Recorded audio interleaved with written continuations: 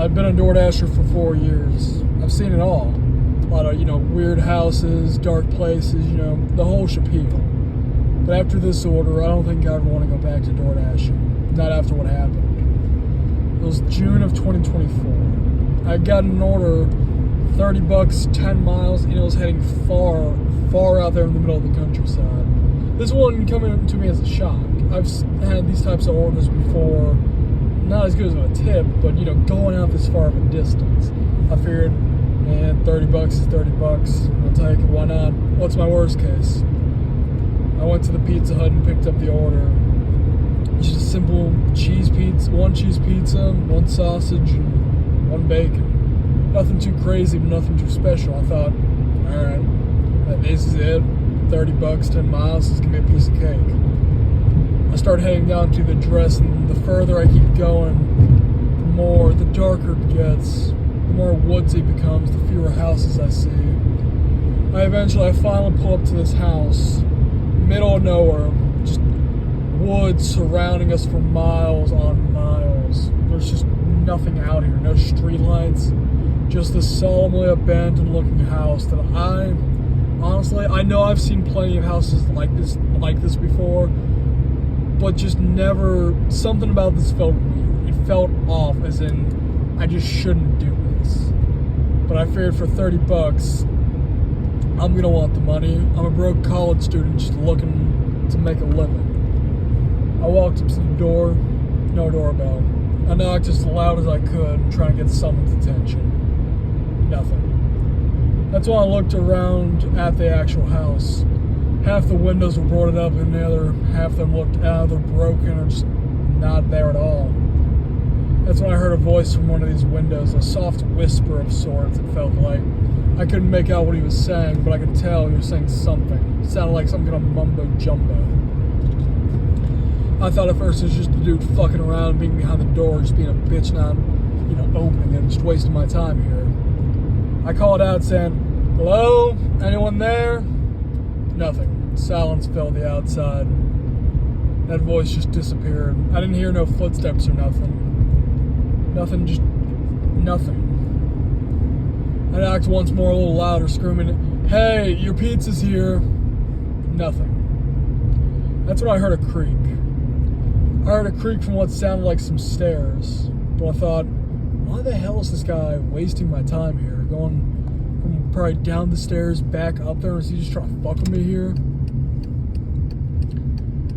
That's when I heard the door unlock. He didn't open it, nothing. He just unlocked it. I thought, okay, maybe he wants me to go inside. Maybe that's it, just go inside, leave it somewhere in there and just go. But I thought more realistically, no, this can't be right. It's the middle of nowhere in the middle of the night. If I do this, I'm gonna get killed. The next best instinct was kind of like look around, maybe for somewhere on this porch to put them. That's why I got the stupid idea. Oh, there's a completely just empty window right there. There wasn't even a window. It was just like the empty framing of one. I thought to myself, all right, I can just put the pizzas there on the ground, take a photo, and go. I walked over to the window, and as I was leaning forward to put them in, I noticed something. In the kitchen stood a dude, back towards me. He was holding a knife, chopping at something. I couldn't tell what this was, but I thought to myself, holy shit, this guy's a fucking serial killer. I need to get my ass out of here. I dropped the pizzas and I started screaming, running back to my car, just hoping that he didn't see me. As I was running, I got about halfway to my car, up to his driveway. That's when I heard the door swing right open. I heard this guy say, "Yeehaw!" I thought to myself, oh, this is some motherfucking Texan that's about to kill and butcher me. But then I also thought, well, what if he was just working on brisket? Well, then I snapped back to my senses and thought, who the hell works on a brisket at 11 o'clock at night? No. I kept sprinting until I finally made it to my car, ready to put my keys in the ignition and go. I felt around my pockets. Nothing. Wallet, phone, Where the fuck are my keys? Where the fuck are my keys? I made the slow, trembling realization that they weren't on me. They fell out of my pockets when I was bending over to put the pizzas inside and are currently sitting on that dude's porch. He's walking over here to my car thinking to himself that he's going to get me, and I have no escape plan here. I locked my doors and called the cops immediately,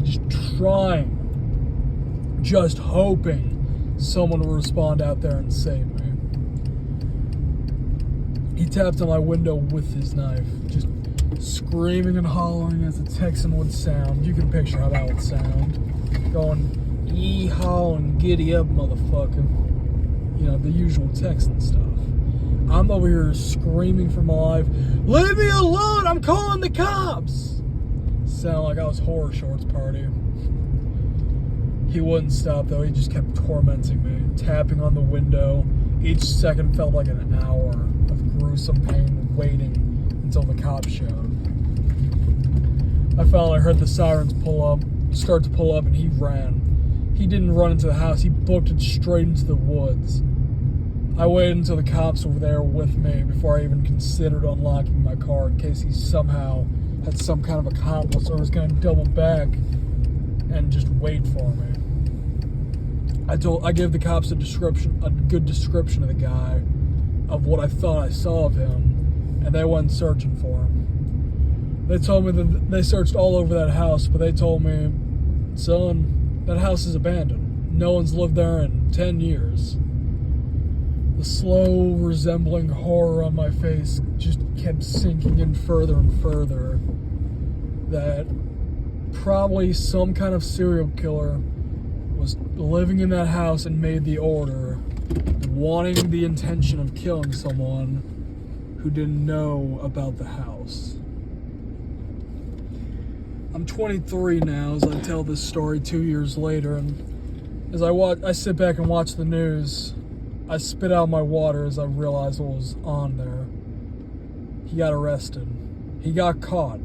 He got caught in another state, arrested for trying to do the very similar stunt to this. Although that driver did not make it like I did. Thank you for this. Thank you for the story, y'all. If you sticked around and listened, thank you. If you didn't, well, that's okay. I'll see you in the next one.